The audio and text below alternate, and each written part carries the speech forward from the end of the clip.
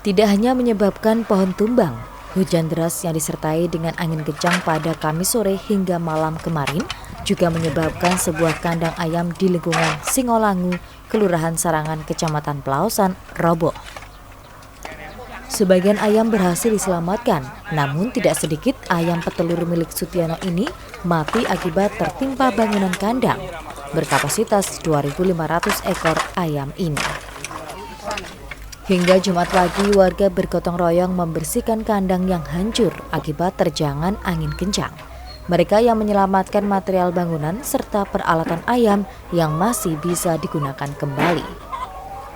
Salah satu warga sekitar Gudel mengatakan, saat kejadian sore kemarin intensitas hujan cukup tinggi, disertai dengan angin yang datang dari arah utara menuju selatan dan langsung menghancurkan kandang tersebut. Utara ke selatan. Iya. Ada hujan nggak? Ada hujan kencang. Ini langsung ambruk gimana?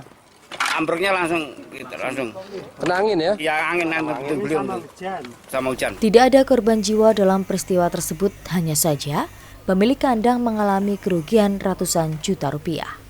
M. Ramzi, JTV, Magetan.